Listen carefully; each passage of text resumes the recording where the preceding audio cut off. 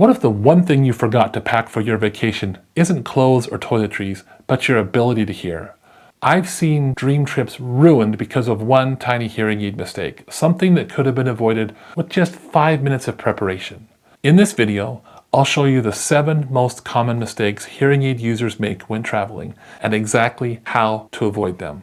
I'm talking about things like lost luggage, airport security, slip-ups, tropical humidity disasters, and even the plug you didn't know you needed until it was too late.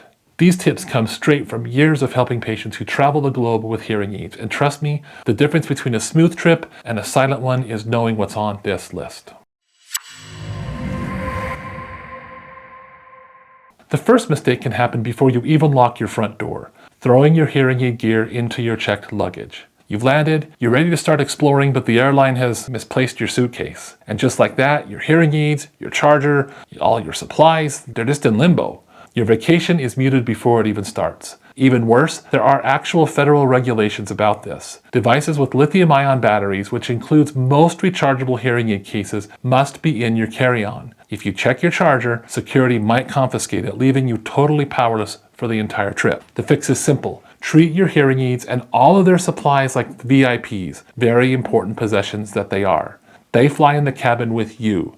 Put together a dedicated travel kit for your carry-on with the supplies that you need. Think your charger, any extra batteries if you don't have a rechargeable hearing aid, your cleaning tools, and a few spare domes or wax guards. Mistake number 2 is underestimating what a little bit of moisture can do to hearing aids. That tropical humidity, or an unexpected rain shower, or even a good sweat on a super hot day can be a total vacation wrecker for your hearing aids. Moisture is the arch nemesis of sensitive electronics. It can creep inside and corrode the delicate parts, leading to crackling, static, or complete failure. Imagine standing in front of a gorgeous waterfall or lounging on the perfect beach, and then all you can start to hear is buzzing, or worse, absolutely nothing. So what's your secret weapon? A hearing aid dehumidifier or a simple drying kit? Pack one with you and get into the habit of using it every single night, especially if you're headed somewhere that's got a lot of humidity. It's a tiny step that makes a massive difference in protecting your investment and making sure you hear every last moment of your trip.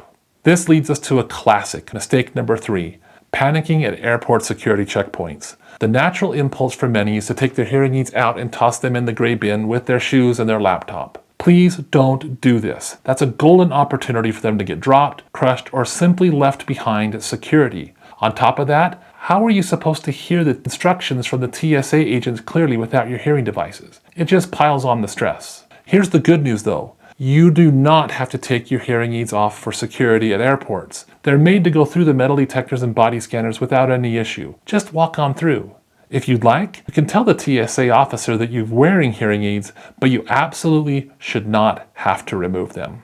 Mistake number 4 is thinking that just your hearing aids and your charger are enough.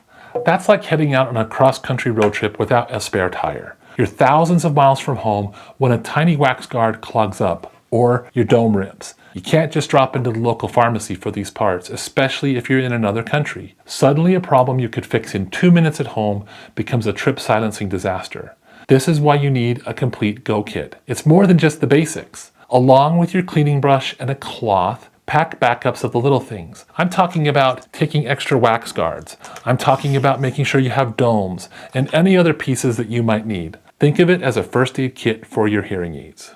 Coming in at number 5 is the mistake of turning your hearing aids off during the flight. It might feel like a smart way to save some battery, but it's really a bad idea. Flight crews make important announcements. You know, the fun ones like turbulence or connecting gates and safety procedures. With your hearing aids off, you might be out of the loop. It also could cut you off from your travel companions and makes it harder to chat with flight attendants. Just keep them on. FAA regulations specifically exempt hearing aids from the rules about turning off personal electronics. Besides, modern hearing aids are fantastic at cutting down background noise.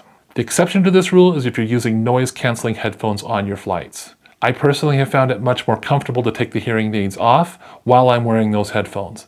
But it's super important. Those hearing aids have to be put somewhere safe in a carry-on bag. Otherwise, they get left on airplanes a lot. Mistake number 6 is a rookie travel error that can leave you completely powerless, literally. Flying internationally without the right power adapter. You finally get to your hotel after a marathon travel day, you're exhausted and you're ready to recharge both yourself and your hearing aids. Then you see it. Your charger plug doesn't fit the wall socket. And just like that, you have no way to power your hearing aids up. So before you go abroad, a quick online search will tell you what kind of electrical outlet your destination uses. Buy the right plug adapter. They're cheap. And pack it in that all-important carry-on bag. It's a tiny purchase that can literally save your vacation. The final and maybe most critical mistake is having no backup plan. You see, life happens. Hearing aids do get lost. A rogue wave could snatch it at the beach, you could drop it in a crowded market, or it could just decide to stop working for who knows why. If your hearing aids are your only link to the hearing world, losing them can be devastating, especially far from home.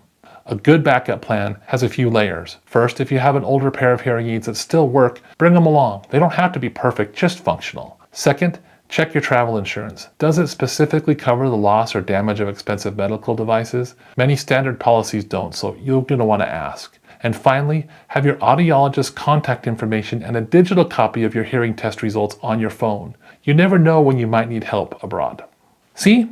Traveling with hearing aids doesn't have to be a source of anxiety. If you sidestep these 7 common mistakes, you can head out on your adventures feeling confident and completely prepared. It all comes down to a little bit of preparation for a trip full of connections, laughter, and sound. What's your #1 travel tip for your fellow hearing aid users?